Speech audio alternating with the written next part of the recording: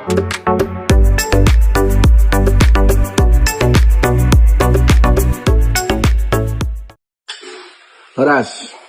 salam. Saya di kesempatan hari ini baru berkoordinasi dengan pihak Polres Jakarta Selatan terhadap laporan Nikita Mirzani kepada seseorang bernama Fitri Salhuteru. Nah, di mana Fitri Salhuteru ini sebanyak dua kali sudah dipanggil patut oleh pihak Polres Jakarta Selatan, namun sampai saat ini secara undang-undang tidak hadir di Polres Jakarta Selatan, memenuhi undangan Polres Jakarta Selatan tanpa alasan yang jelas. Wow. Nah, ini Fitri Salhuteru, kita ingatkan aja, kewajiban kamu sebagai warga negara datang secara patut dan diatur di undang-undang ke penyidik Polres Jakarta Selatan atas panggilan daripada pelapor. Pelapor bernama Nikita Mirzani. Nikita Mirzani melaporkan Anda di Polres Jakarta Selatan. Jadi ditunggu, jangan hadir di Pengadilan Negeri Jakarta Selatan. Di PN Jakarta Selatan kan nggak diundang. Apalagi dengan membawa begitu banyak massa.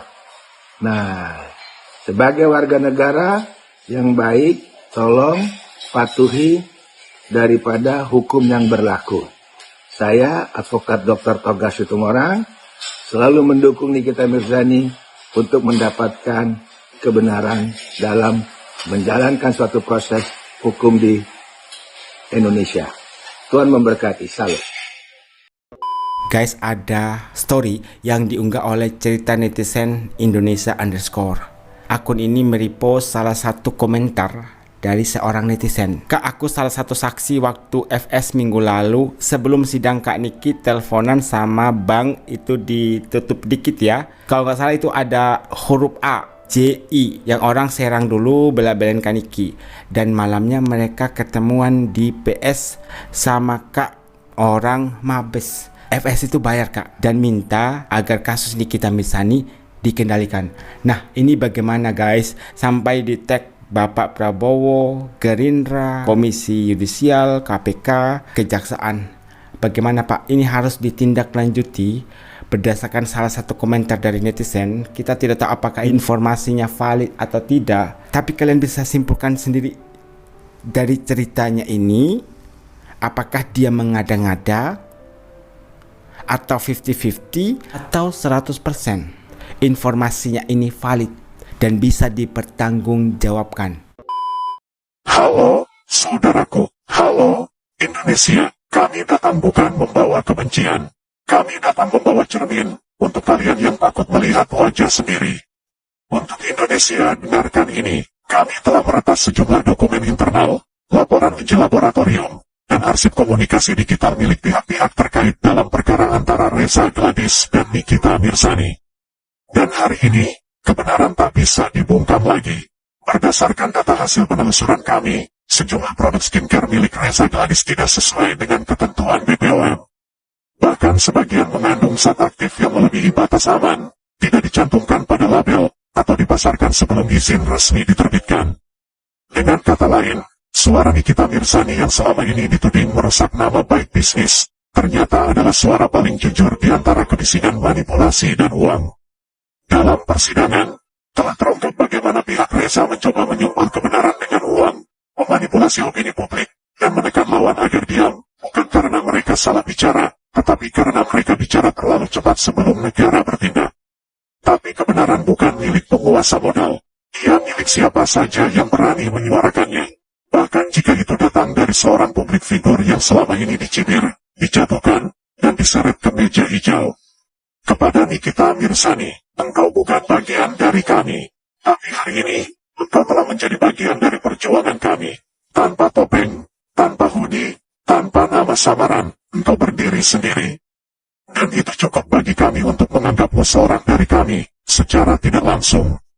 Karena satu-satunya syarat menjadi anonimus adalah berani melawan ketidakadilan yang dibungkam. Kau bersuara ketika yang lain diam. Kau memilih konfrontasi ketika orang memilih kompromi. Dan itu adalah bentuk keberanian yang tak bisa dibeli. Kami Anonymous telah melihat cukup. Kamu bisa menuntut seseorang karena berbicara, tapi kamu tak bisa menuntut semua orang yang tahu. Jika informasi adalah ancaman, maka yang korup adalah sistem yang menyembunyikannya. Hari ini kami tidak meretas sistem. Kami meretas kebohongan untuk para pebisnis yang takut pada suara rakyat.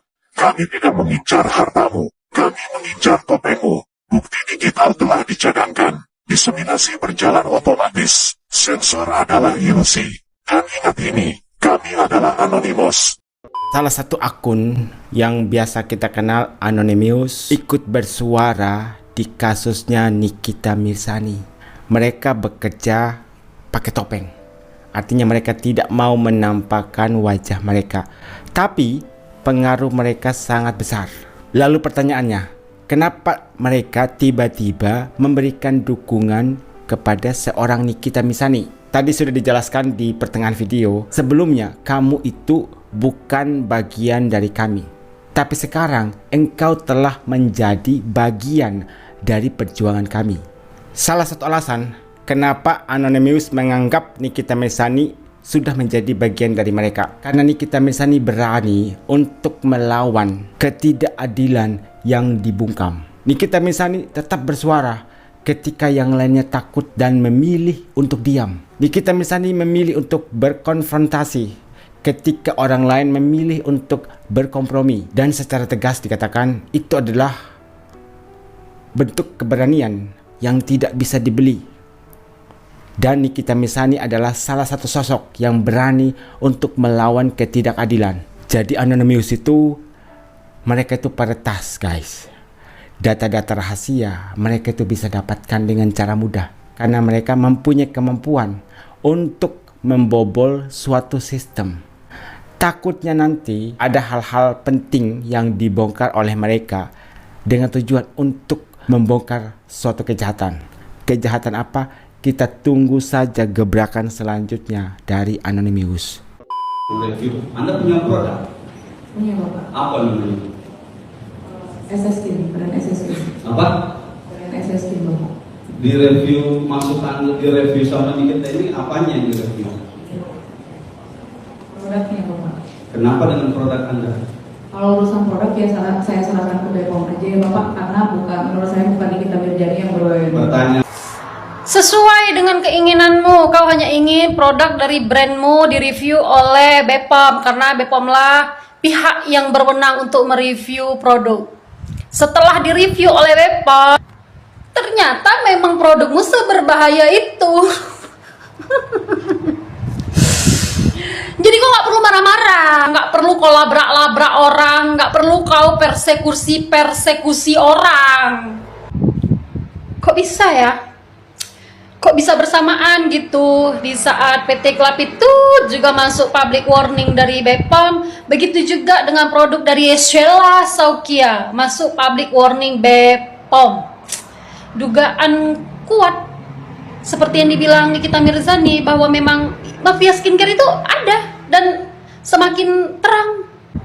Jadi kayak mana buat seluruh para netizen masih berani beli produk kosmetik dari owner yang doyan flexing, produknya berbahaya.